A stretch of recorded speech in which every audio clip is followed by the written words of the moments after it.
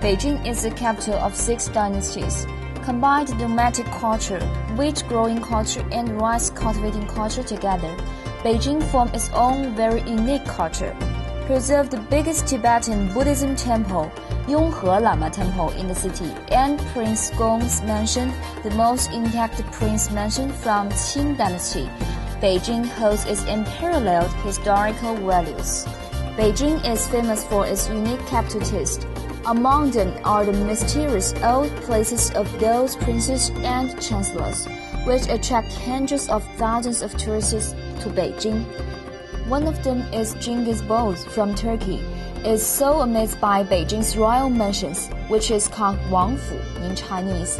Want to take a closer look at mansions? Follow Julia and her Chinese friend Genghis Khan have a stroll around King Wing Mansion and learn Chinese language and culture at the same time, of course. The Wangfu culture is the core part of traditional Chinese culture, which bridges imperial culture and normal citizen culture. The Prince Gong's mansion, Gong Wangfu, locates at Qianhai Xijie to the north of Shichahai in the best preserved Qing dynasty princely mansion and also a fine example of ancient Chinese Wangfu culture. I heard that in ancient Chinese culture, study of feng shui, geomancy was one of the special Chinese cultures. And allegedly the spot where Prince Gong Mansion is located is a piece of geomancy treasure land. That's right. Prince Gong's mansion occupied a super excellent position in Beijing city. The Asian people paid a lot of attention on geomantic when building houses. It said that Beijing have 2 dragon wings. One is an earth wing, namely the wing of Forbidden City, and the other one is water wing, referring to the life Hohai and Beihai. And it just so happened that Prince Gong's mansion had located on the joint of Hohai and Beijing, namely the Dragon Wing, and so this is a very noble spot from geomancy aspect. No wonder it's surrounded by water here. Does it relate to geomancy also? You can say so. In ancient times, people consider water to be related with fortune, so we can see water everywhere here. And the water flowing in the biggest mid-lake pavilion is brought from Yuquan Lake. And interestingly indeed, there's only inflows, not outflows, which are of course with a geomantic claim to accumulate wealth. I realize that the architecture of this mansion is quite characteristic. Yeah. 陈尼斯, do you know 符合? 符合不知道. Yeah, 符合 in Chinese it means to accord with. Ooh. 符合, 符合. 符合 means to accord with, conform to. For example, 红色很符合她的气质. Red color conforms to her character. And let's find an authentic Beijinger to teach this sentence.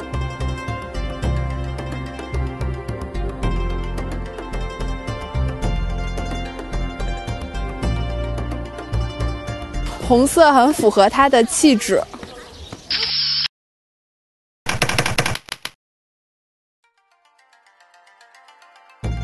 The note described Prince Gong's mansion on history book goes surrounded by crescent river like a dragon, overlook at West Mountain like a tiger. The best preserved Prince Gong's mansion is located on a small lake to the northwest of Beijing's Shichahai, which is famous for its absorbing sightseeing.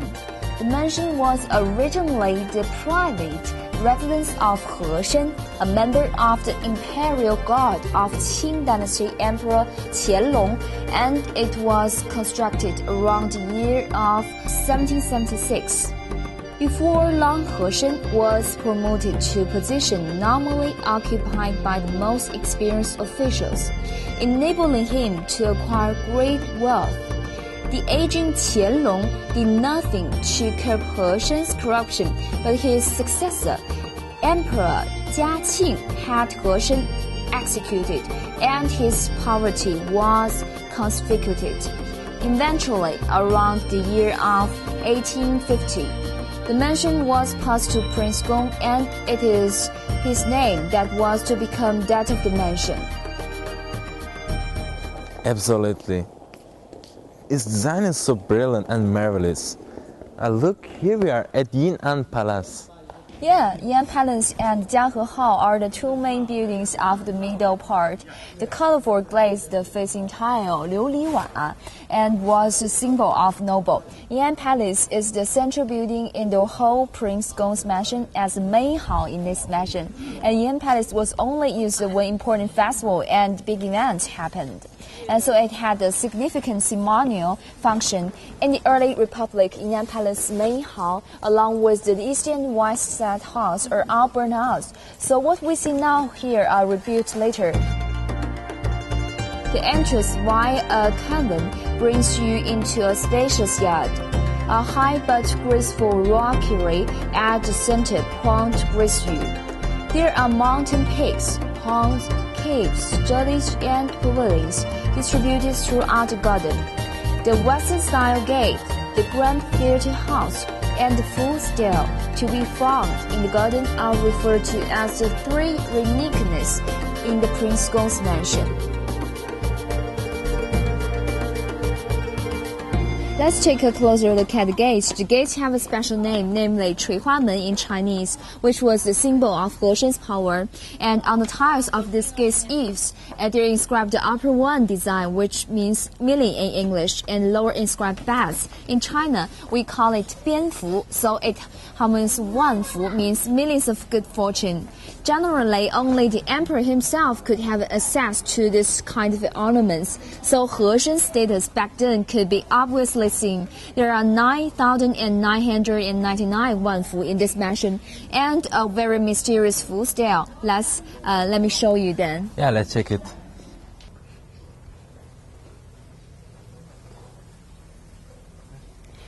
Okay, here we are at the Duofu Pavilion. Duofu Pavilion was used for the owner to meet the guests. The Fu stele is in the garden and placed in a cup. The Chinese character Fu, carved on the about 8-meter long stele, is a copy of Emperor Kangxi's handwriting, and the most precious part is the top right convey. See, that's Kangxi's imperial jade seal. That's amazing. Yeah. I think, yeah. 珍贵 means valuable, precious. For example, 这份礼物很珍贵. This is a very precious gift. 这份礼物很珍贵。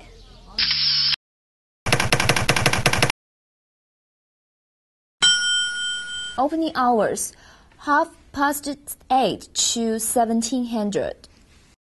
Bus route, 13, 42, 107, 111, 118, 810, 850.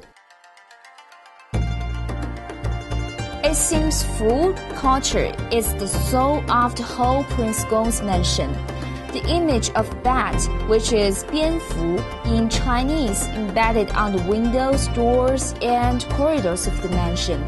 There was an old saying prevailing among the local people, goes, the Great Wall resembles grandness, the Forbidden City resembles royal power in here, Prince Gong's mansion resembles good fortune.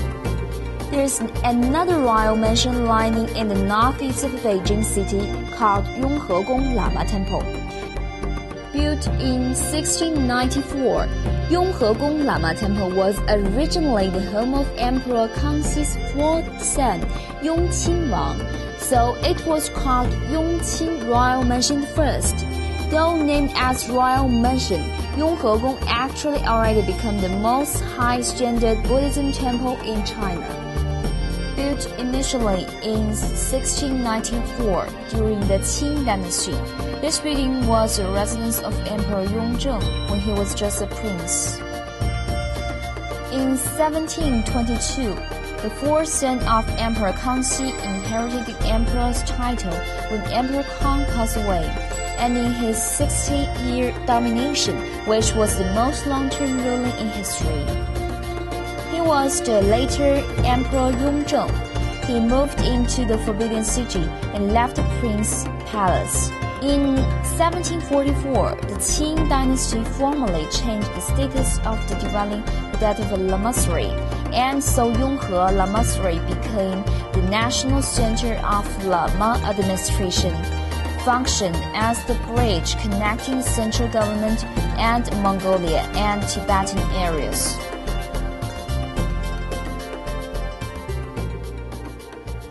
Wow, Yonhe Gong looks so magnificent, but same as the royal mansion. In Prince Gong's mansion, of the color of the glazed facing tile is green. Whereas here is all yellow. The original color was green also, but in 1735, Emperor died his offing and was placed here, so the green glazed tiles were changed to the yellow one in the main palace. And also, Emperor Qianlong was born here, so Yonhe Gong was seen as a dragon fortune place for two emperors were raised here. So yellow was the imperial color of that time, which denotes the high status of this temple, a scaled-down imperial palace. Yeah, the same as in Chinese we call it 和一样. And let's find local Beijingers to help you to understand this sentence and to give you an example of this 和一样. Let's go. Let's go.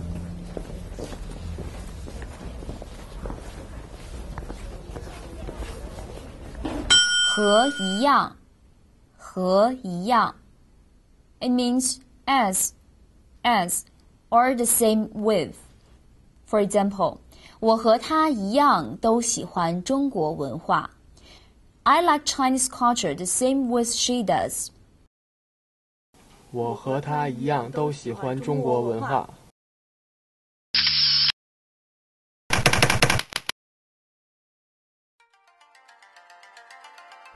The main structures in the Yonhe Temple complex are Palace of Heavenly King, Palace of Internal Peace, Internal Blessing Hall, the Hall of the Wheel of the Law, and the Hall of Boundless Happiness.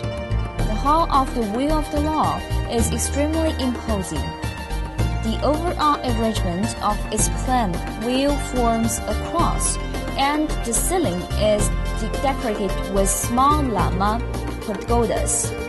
The structure combines the feature of four nations in China, which are Han, Man, Mongolia, and Tibet. The construction was an imperial project, so the construction materials are chosen meticulously. For instance, the 5 texture of white marble, the splendid glazed tile pieces, the jade and pearl, they were all from the places where produced the best certain ones. Yeah, all those made today's Yonhe Gong, so gorgeous. Hey, look at the big pot. What's this for? Oh, it's a copper brass pot. It was used to stew 腊八 rice zhou and a kind of rice porridge. During the 腊八 rice porridge festival, which is on the 8th day of the 12th lunar month, the monks in the temple used to stew 腊八 rice porridge to hand out to normal citizens. This pot is 2 meters in diameter and 1.5 meter in depth. And we can see it was manufactured in the Emperor's Yingshan's palace in 1744 from the Sanrasti spot. Speaking of porridge distribution, there is a Buddhist legend saying that Buddha Shakyamuni felt unconscious from hunger during his quest for enlightenment and was rescued by a bowl of porridge made with beans and rice. He managed to continue his journey and achieve his dream of full enlightenment on the 8th of 12th lunar month by becoming Buddha. Since then, monks and lamas were preparing a rice porridge the night before, and they organized a ceremony to be held the next day with the chant statues, a sign offering to Buddha. According to popular tradition, Chinese 腊八 porridge, traditionally made with beans and rice, ate to attain enlightenment of Buddha and the virtue to bring you luck for the new year. travel tips. Opening hours 9 to 1700 for busy season. Transportation. Bus number 13, 62, 116, 807, and so on to take subway to Lama Temple stop. Interesting, very interesting. Each former residence holds its unique style and characters, and the architecture has its own rules and characters also. Yeah, in ancient China, the hierarchy is very clear and strict. Now let's review the language points we have learned today. Yeah, let's.